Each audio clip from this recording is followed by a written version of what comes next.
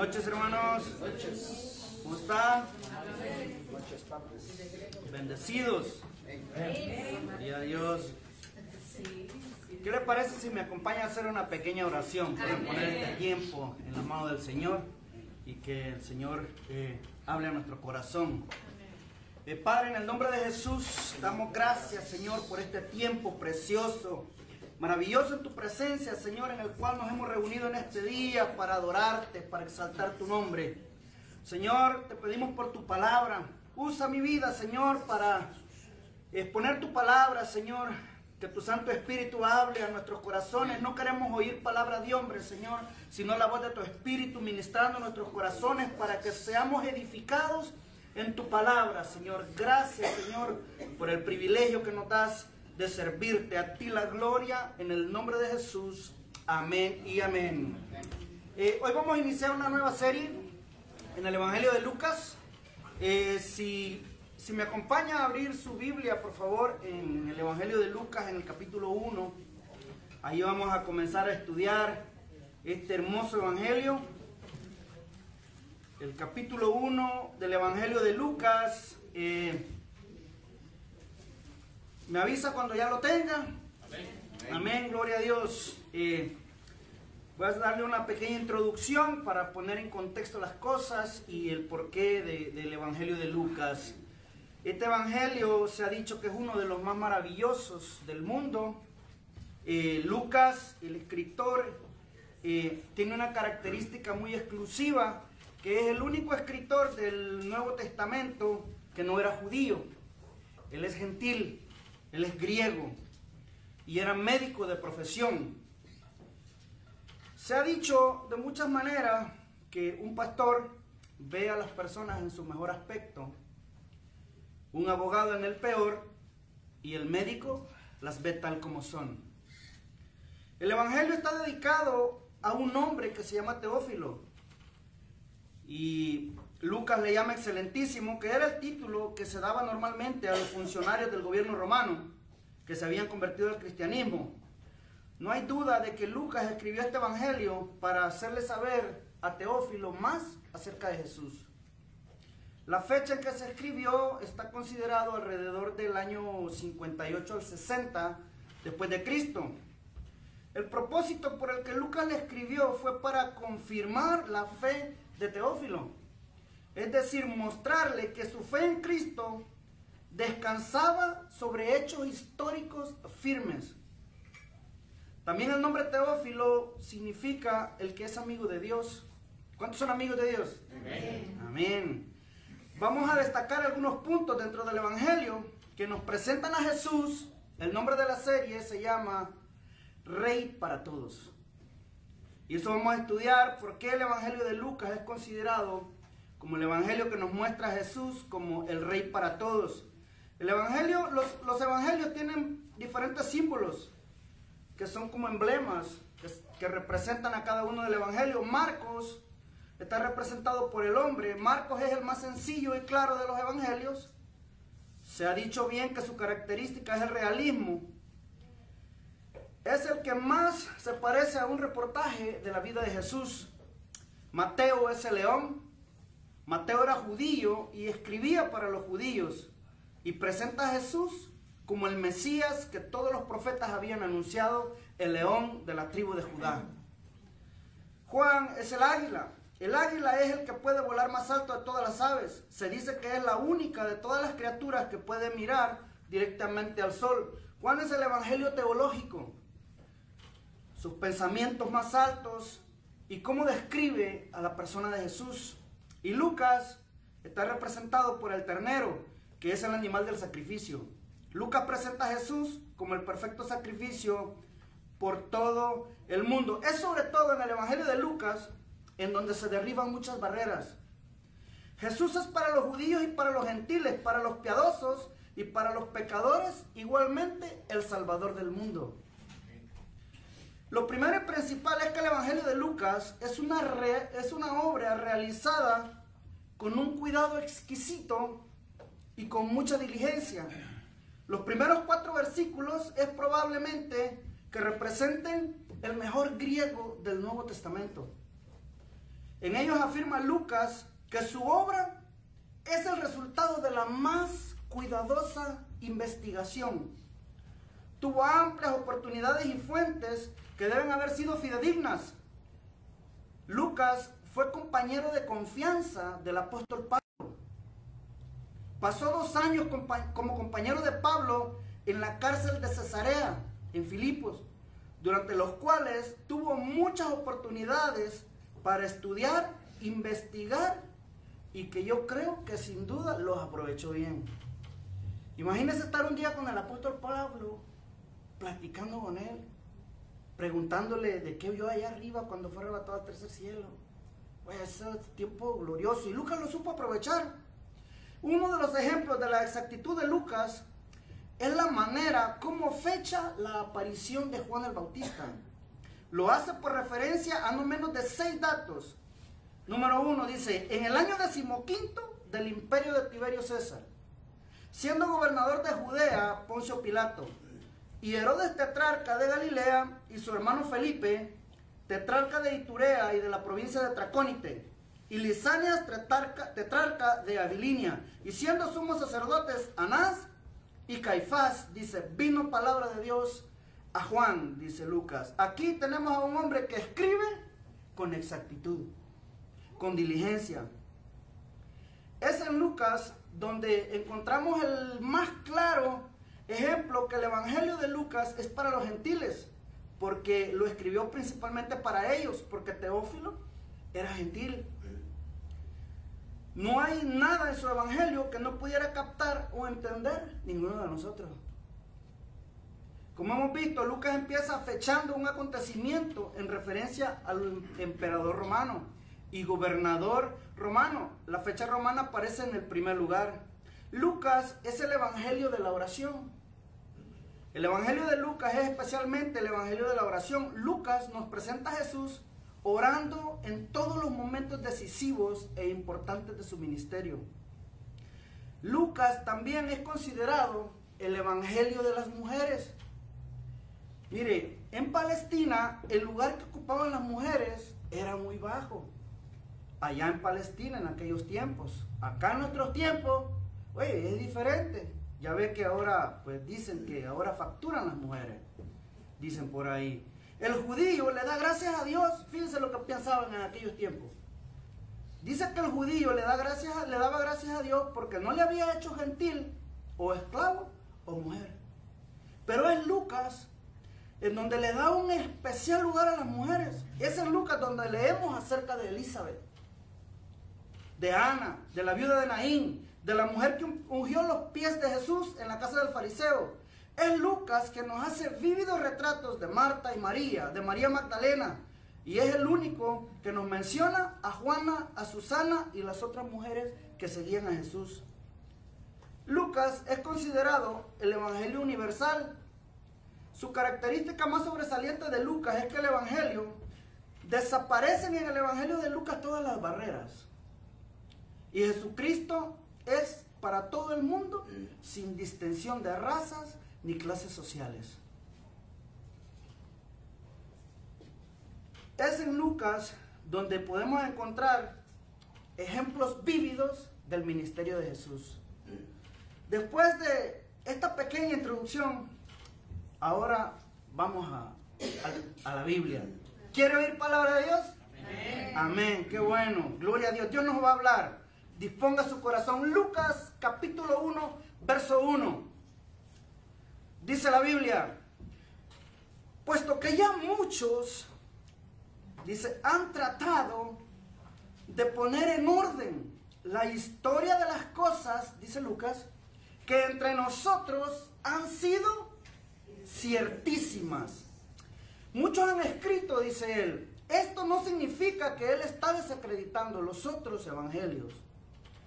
Más bien Lucas está maravillado ante los acontecimientos. Más bien, él mismo dice, oye, yo tengo que escribir también acerca de Jesús. No me puedo quedar callado al respecto. Después de escuchar todo lo que Jesús hizo y movido por el Espíritu Santo, comienza a escribir. No puede callarse, igual que tú, igual que yo. no podemos callarnos acerca del evento más glorioso y más maravilloso en el universo, que es que el Hijo de Dios nos haya visitado.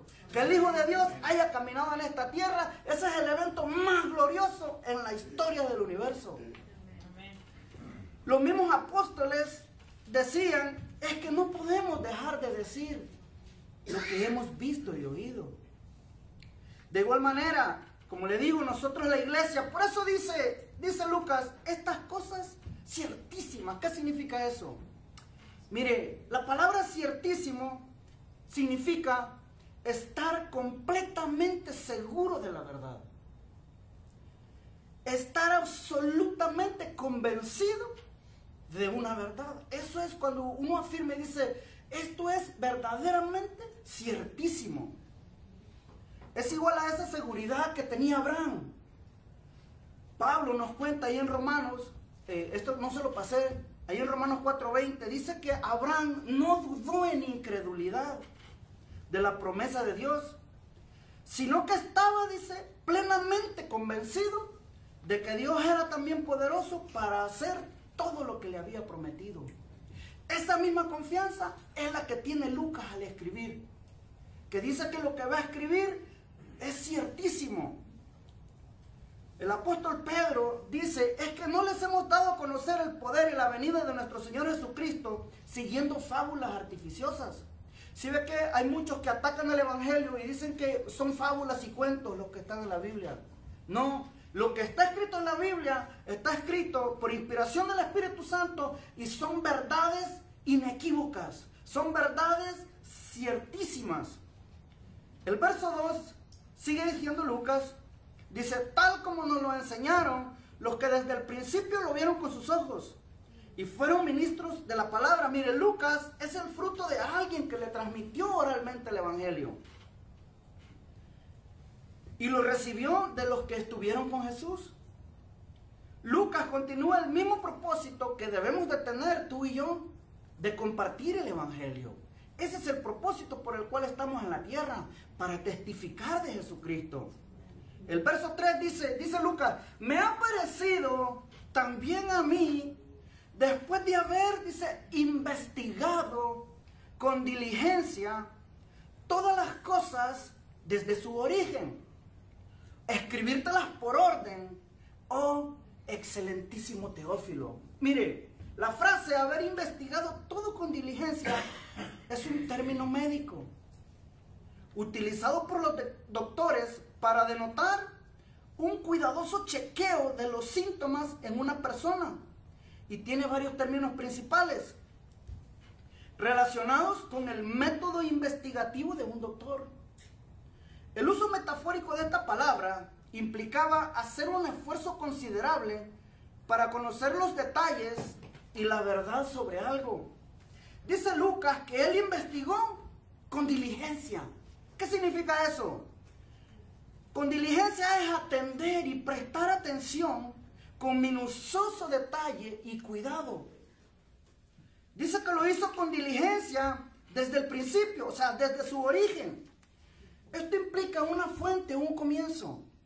En este caso, los hechos iniciales en cuanto al nacimiento de Juan y al nacimiento de Jesús, que los investigó, dice, ordenadamente, o sea, en un orden sucesivo, consecutivo. Lucas acumula palabra tras palabra para describir correcta y ordenadamente su criterio fiel a los hechos de la vida y el ministerio de Jesús. Su relato no es una invención ni tampoco una exageración. Le escribe al excelentísimo Teófilo. Mire, cuando estaba estudiando esto me ponía a pensar en Lucas, que está preocupado por Teófilo. Y me hacía recordar a mí, a las personas que se preocupan por mi vida espiritual, que se preocupan por mi crecimiento espiritual. Qué bendición es tener en nuestra vida a alguien como Lucas, a alguien que está preocupado porque Teófilo conozca a detalle los acontecimientos acerca de Jesús. Mire, si Dios ha puesto en su vida un Lucas que se preocupa por su crecimiento espiritual, valórelo. Agradezca a Dios por la vida de esa persona. Y sobre todo, aproveche el tiempo. Nosotros, mire, aquí tenemos la bendición en este lugar que Dios ha levantado, donde hay personas comprometidas con Dios, que se preocupan porque conozcamos cada día más de la palabra de Dios, que crezcamos en el conocimiento de Cristo para que seamos maduros en la fe, para que seamos cristianos firmes, sólidos, para que llevemos fruto y no seamos ya más niños fluctuantes, llevados de un lado para otro. Mire, aquí en la iglesia, en este lugar que Dios ha levantado, hay muchas actividades para que crezcamos espiritualmente. Mire, los lunes hay oración a las 7 de la tarde. Los martes está la mesa redonda para hombres. Los miércoles el servicio general como hoy. Los jueves hay estudio bíblico. Cada primer sábado del mes hay desayuno para hombres y para mujeres y estudio de la palabra de Dios. Dios ha servido la mesa para que nos alimentemos. Aprovechemos eso. Mire, es para nosotros mismos, es para nuestro propio bien. Hay congregaciones donde solo pueden tener un servicio dominical. Muchas veces por cuestiones de tiempo o por cuestiones de local. Y nosotros tenemos la bendición de tener a disposición este lugar. Y eso hay que agradecerle a Dios y hay que aprovecharlo. Pero a veces, hermanos, andamos tan afanados que no tenemos tiempo. A veces nos pasa como le pasó a una historia que escuché por ahí. Se la voy a contar. Es una historia de dos animales, de un cisne y de una grulla. Dice esta historia acerca de estos dos animalitos, que el maravilloso cisne dice que aterrizó a las orillas del agua donde estaba la grulla buscando caracoles. Por unos momentos, dice, la grulla miraba con asombro al cisne y luego le preguntó, le dice, oye, ¿de dónde vienes? Y le contesta el cisne, vengo del cielo. ¿Y dónde está el cielo?, le pregunta la grulla. Le contesta el cisne, ¿el cielo? ¿El cielo? ¿Nunca has oído hablar del cielo? Y el ave maravillosa empieza a describir la grandeza de la eterna ciudad. Le contó acerca de las calles de oro y las puertas y muros hechos de piedras preciosas, del río de la vida, puro como el cristal, del árbol de la vida, en cuyas hojas habrá sanidad para las naciones. En términos elocuentes, el cisne intentó describir las maravillas de la eterna ciudad, pero sin tener el menor efecto en la grulla. Al final, le pregunta a la grulla, oye, ¿y hay caracoles en el cielo? Le dice el cisne, ¿caracoles? Por supuesto que no. Entonces le dice la grulla, mientras continuaba buscando por sus caracoles cerca de las viscosas orillas del agua, y le dice, tú puedes quedarte con tu cielo. Lo que yo quiero son caracoles. Mis amados hermanos, así muchas veces somos nosotros. Las cosas espirituales son mucho más superiores y valiosas que las cosas de esta vida. Pero no queremos dejar de buscar caracoles. Y es bien importante autoanalizarnos y hacernos un examen. ¿En dónde está nuestra mirada? ¿En las cosas espirituales o en las cosas de esta vida? Las cosas espirituales son eternas y tienen recompensas divinas. Las de esta vida no trascienden. Siguiendo con Lucas, que dice que se propuso investigar y escribirle a este hermano con un propósito. Mira cuál era el propósito por el que él escribió allí en el verso 4, si me acompañan. Dice, para que conozcas bien la verdad de las cosas en las cuales has sido instruido. Mire qué lindo cuando alguien nos motiva, nos anima, nos exhorta a que sigamos creciendo en el conocimiento de nuestro Señor Jesucristo. Eso es hermoso. que alguien se preocupe por uno. Mire, dice el verso 5, le empieza a contar los eventos a detalle. Y vamos a ir viendo qué minucioso es Lucas al describir los eventos que ocurrieron.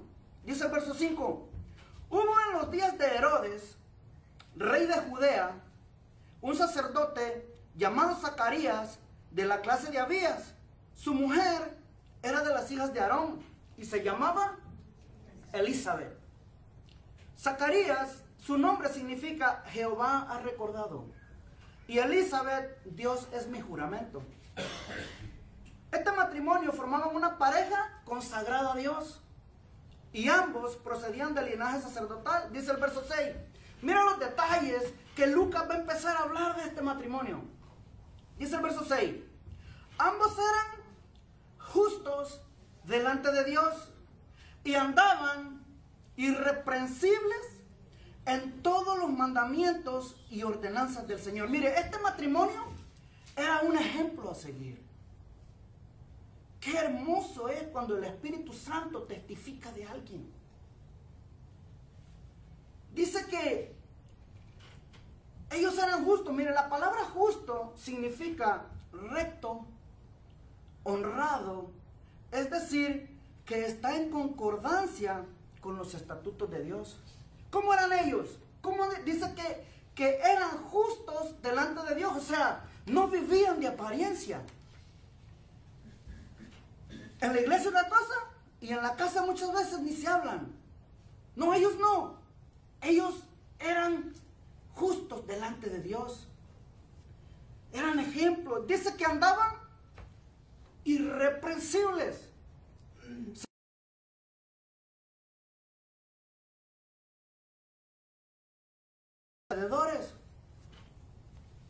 Teniendo un punto de partida y un punto de llegada, y tienen la idea de comportamiento, de conducta. Dice la Escritura que andaban irreprensibles, o sea, sin tacha, sin reproche, libres de cualquier acusación.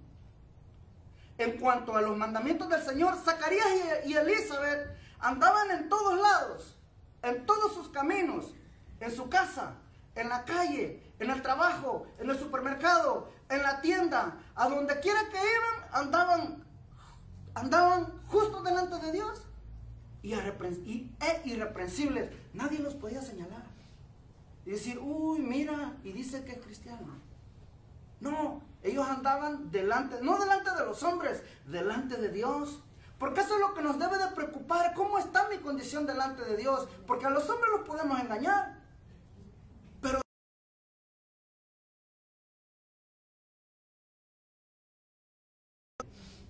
dice, Zacarías y su esposa eran justos e irreprensibles en todos los mandamientos. ¿Qué quiere decir eso? Ve qué interesante. Dice que andaban justos e irreprensibles en todos los mandamientos. O sea, no andaban escogiendo lo que a ellos les parecía. No andaban buscando en la Biblia como si fuera un menú, diciendo, ah, esto sí, esto no. Oye, mi amor, ¿y qué te parece? Mira, aquí habla de la santidad. Ah, no hay que ser tan exagerado. Oye, mira, aquí dice que hay que comprometerse. No, yo no me quiero comprometer mucho. No, andaban, dice, irreprensibles en todos los mandamientos del Señor. A veces, hermano, esto nos cuesta, porque nos cuesta someternos a la voluntad de Dios. Pero Él nos ha dado su Espíritu, para que cuando usted y yo nos rendimos a la voluntad del Espíritu, Él nos ayuda, Él es nuestro ayudador. Dice la Escritura, sigue diciendo Lucas, y va a resaltar otro detalle bien importante en el verso 7. Miren lo que dice. Dice que no tenían hijo. Wow, los que andaban irreprensibles en todos los mandamientos y sin reproche, no tenían hijo. ¿Por qué no tenían hijo? Porque Elizabeth era estéril. Y ambos, dice, eran ya de edad avanzada. Miren, en aquellos días se creía que cuando alguien no tenía hijo era porque o estaba en pecado o era castigo de Dios. Ese era lo que ellos pensaban en aquellos tiempos. Es por eso que el escritor Lucas, bajo la dirección del Espíritu Santo, va a testificar de ellos. Va a testificar de Zacarías y Elizabeth que lo que se creía no era cierto. No era porque estaban en pecado o porque Dios los había castigado. No, no era por eso. Era porque había un propósito en la vida de ellos. Su única tristeza era que no tenían hijo. Y oraban por esto constantemente. La Biblia lo dice. Lo que ellos no esperaban era que Dios contestaría sus oraciones. ¿Cuántos creen que Dios contesta las oraciones? Amén. Amén. Yo le comento a los varones y dice, hermano, pero yo llevo muchos años orando por algo y Dios no me responde. No, sí, ya te respondió. Pues ya te dijo que no. Pues no te ha respondido. Te ha dicho que no. Ya no le sigues buscando. Mire, ellos no sospechaban que Dios contestaría sus oraciones y les daría no un descendiente sacerdote, no. Les daría un profeta. Y no cualquier profeta, sino uno más que profeta. Sino aquel que sería el heraldo, que anunciaría y prepararía el camino para el Rey de Reyes y Señor de Señores. Amén. ¿Quién conoce los pensamientos de Dios? No, son más altos que los nuestros. Dios tiene propósitos para cada uno de nosotros, para todos nosotros. Dios tiene un propósito para cada uno. Nosotros no existimos en el universo nomás porque sí. No, tenemos un propósito en esta vida. Mire, veamos lo que sucedió ahí en el verso 8. Fíjense lo que dice.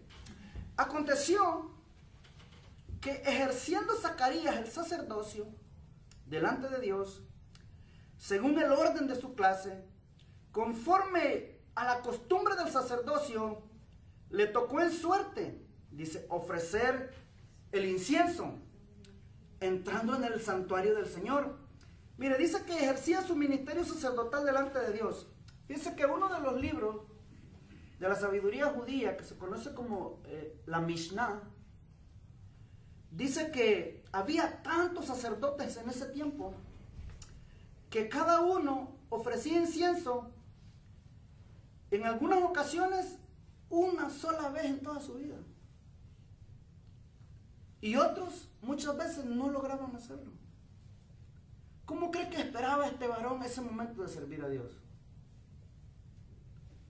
Mire, servir a Dios es lo mejor que hay.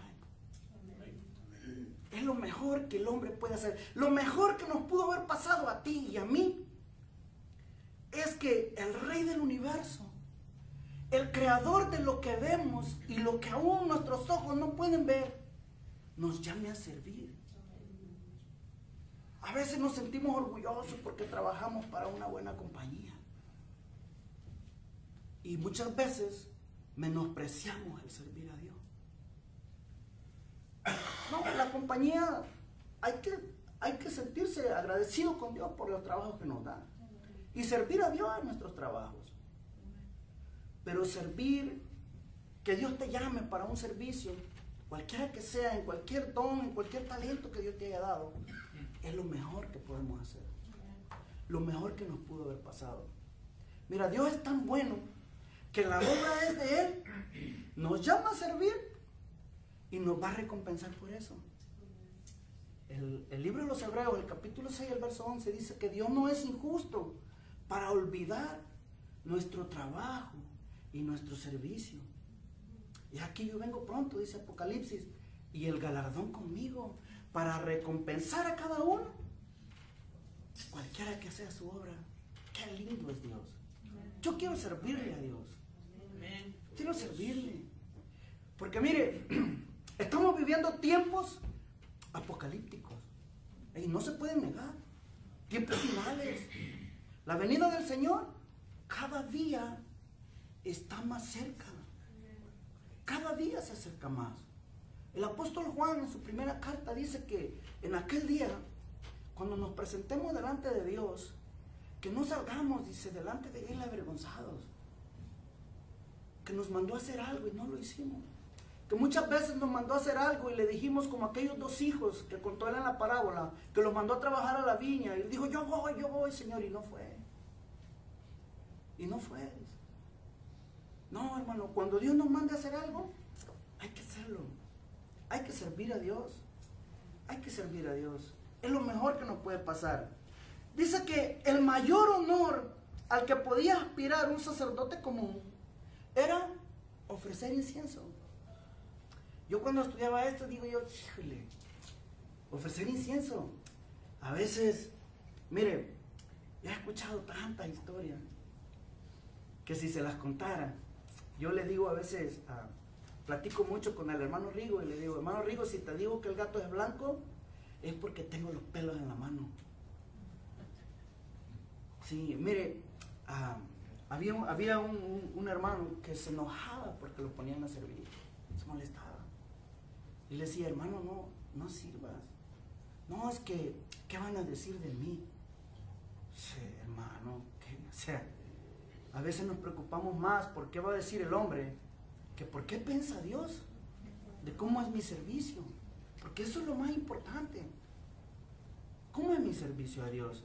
Y a veces, hermano, los hermanos quieren servir a Dios y lo primero que preguntan, ¿y de qué hay chance? Y le dicen, hermano, necesitamos ujieres. Y luego dicen, de ujier. Y dice, ¿y no hay chance de pastor? Y luego le dicen, y una vez andábamos evangelizando en las calles y alguien se acercó y nos dice, oiga, ¿y cuánto les pagan a ustedes por andar aquí? Si te dijera lo que nos pagan, no hay dinero en el mundo que lo pueda pagar. Pero muchas veces somos así. Muchas veces andamos buscando, no, yo quiero de pastor, o de apóstol, o de tantas cosas, pero de ujiera, ay no, andar hablando silla. No, hermano, es un honor servir a Dios. Es un privilegio. No hay que menospreciarlo. Hay que valorarlo. Cualquiera que sea donde Dios te ha llamado, sirve a Dios con excelencia, porque Él te lo recompensará. Mire, como le digo, dice que este varón fue escogido por sorteo. La suerte era el mecanismo para determinar la voluntad de Dios en aquellos días.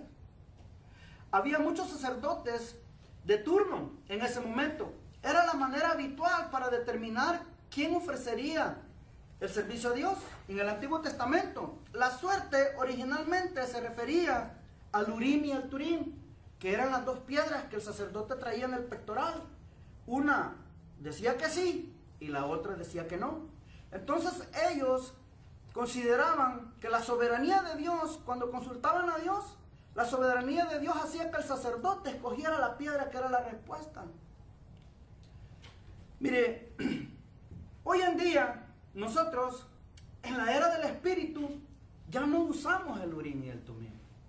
Ya no nos conducimos por suerte, ni por adagios, ni por el horóscopo menos,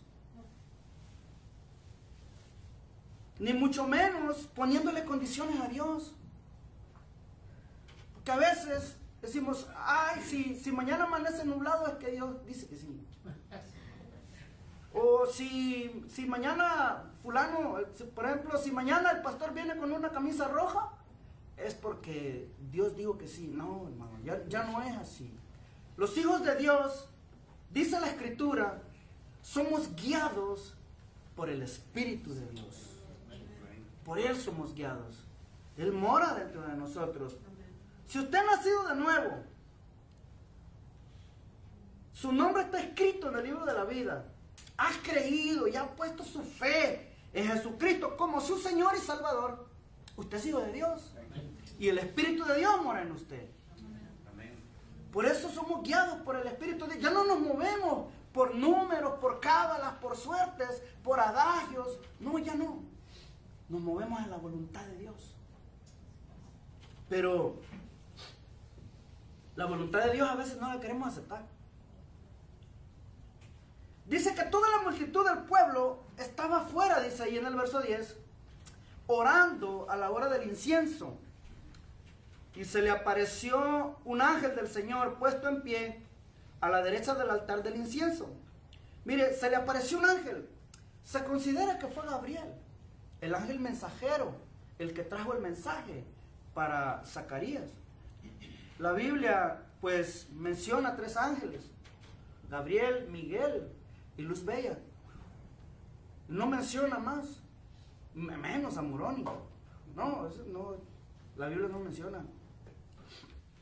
Dice que Zacarías se turbó al verle y le sobrecogió temor. O sea, se espantó, se quedó en shock. Se le apareció un ángel y Zacarías tuvo miedo. Dice el verso 13, pero el ángel le dijo: Zacarías, no temas, porque tu oración ha sido oída, y tu mujer Elizabeth te dará a luz un hijo, y llamarás su nombre Juan. Juan significa: el Señor ha mostrado su favor. El verso 14 dice: tendrás gozo y alegría, y muchos se regocijarán de su nacimiento, porque será grande delante de Dios. No será grande delante de los hombres, no, será grande delante de Dios. No beberá vino ni sidra, y será lleno del Espíritu Santo aún desde el vientre de su madre. Será grande delante de Dios. Juan será el último de los profetas. Después de un silencio de más de 400 años, el pueblo se regocijaría por el nacimiento de Juan. Juan será grande delante de Dios, no delante de los hombres. ¿Sabe? Una de las cualidades de este hombre era que este era un hombre firme. Este no era un hombre ambiguo.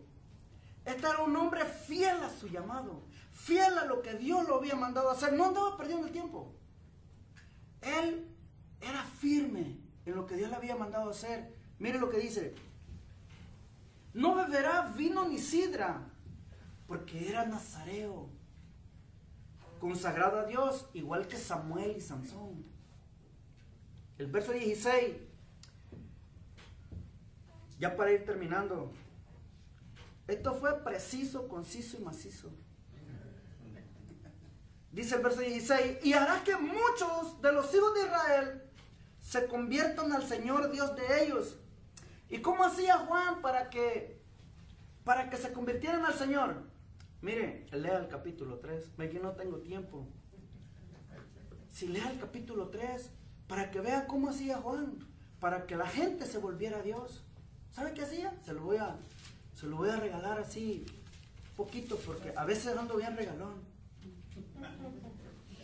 Sí, mire, dice dice el evangelista Lucas que Juan dice que predicaba un mensaje que hoy en día ya casi no se escucha. ¿Sabe qué predicaba Juan? Decía, llamaba a las multitudes y les decía: arrepentíos,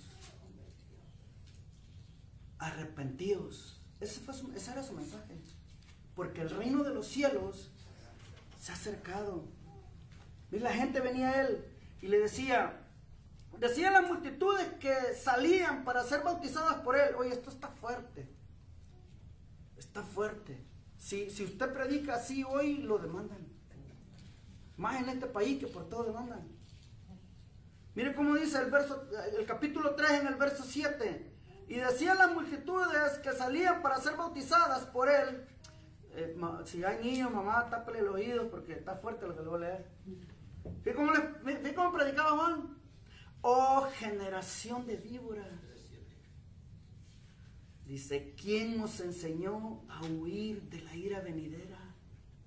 Haced pues, dice, frutos dignos de arrepentimiento, y no comencéis a decir dentro de vosotros mismos: tenemos a Abraham por padre. No comiencen a decir ustedes: es que mi abuelito era cristiano, es que yo nací en un hogar cristiano. No, Dios no tiene nietos, Dios tiene hijos. No se nace el ser hijo de Dios no es por herencia. No hay que nacer en Cristo. Es que yo nací en un hogar cristiano. No, tienes que nacer en Cristo para que puedas ser hijo de Dios. Dice, ya también el hacha está puesta a la raíz de los árboles. Por tanto, todo árbol que no da buen fruto se corta y se echa en el fuego. Y mire cómo se volvía la gente a él. Dice, mire, la gente le preguntaba diciendo, entonces Juan, ¿qué hacemos? Viene Juan y les dice, el que tiene 2 túnicas, dé al que no tiene. Y el que tiene que comer, haga lo mismo. Verso 12. Vinieron también unos publicanos para ser bautizados y le dijeron, maestro, ¿qué haremos? Él les dijo, no exijáis más de lo que os está ordenado. También le preguntaron unos soldados, diciendo, ¿y nosotros qué haremos? Y les dijo, no hagáis extorsión a nadie, ni calumniéis. Uy, lo que más difícil es, y contentaos con vuestro salario. ¿Cuántos están contentos con su salario? Gloria a Dios. A veces fallamos mucho en la mayordomía y tenemos que andar hasta con 3, 4 trabajos. Hay que poner todo eso en la mano del Señor. Pues volviendo a Lucas, ahí en el verso 17. Miren, ¿ya vio cómo hacía Juan para que se volviera la gente a Dios? Cuando uno predica el evangelio y predica las buenas nuevas de salvación, primero tienes que predicar las malas viejas. Porque cuando tú vas al médico, el médico primero te dice la enfermedad para darte la medicina. Así es el evangelio también. Primero nos dice nuestra condición sin Cristo, para luego mostrarnos en el evangelio que por su gracia y por su misericordia, a través de la fe, nuestros pecados pueden ser perdonados. Ese es el evangelio. Dice el verso 17, Lucas 1:17, e irá delante de él, o sea, delante del Señor, con el espíritu y el poder de Elías, para hacer volver los corazones de los padres a los hijos y de los rebeldes a la prudencia de los justos, para preparar al Señor un pueblo bien dispuesto.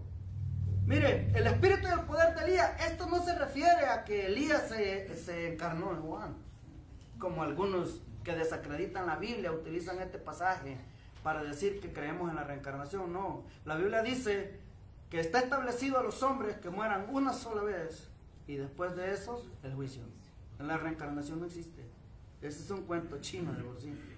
Dice, las expresiones que irá con el espíritu y el poder de Elías se deben entender a la luz del contexto.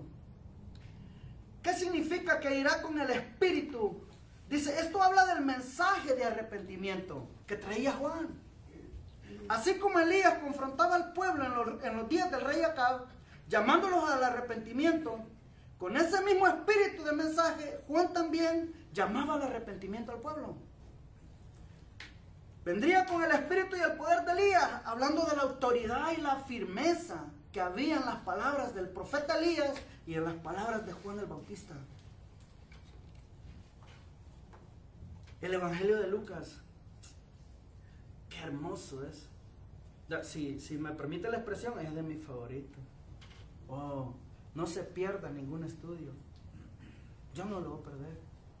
Ya le pedí al Señor que me ayude, porque nos vamos a gozar. Nos vamos a gozar en la palabra de Dios. Dice, ya para terminar, Mateo 3:1, dice que en aquellos días vino Juan el Bautista predicando en el desierto de Judea y diciendo, arrepentíos porque el reino de los cielos se ha acercado. Amén. Amén. Acompáñame a orar, por favor. Señor, te damos gracias. Gracias, Señor, por tu palabra. Gracias, Señor, porque es en ella, Señor, en la cual podemos fijar nuestra esperanza. Gracias, Señor, porque hoy hemos comenzado este nuevo estudio, Señor, y te pedimos que seas tú alimentándonos. alimentando tus ovejas, Señor, con tu palabra. Usa la vida, Señor, del pastor Bobby, el pastor Mauricio, Señor, y los que vas a usar, mi Señor, para compartir de tu palabra, para que seamos edificados, mi Señor, por la voz de tu Espíritu. Gracias, Señor, por este tiempo. Recibe la gloria, la honra, la alabanza por los siglos de los siglos. Amén. Si gustas ponerte de pie, hermano.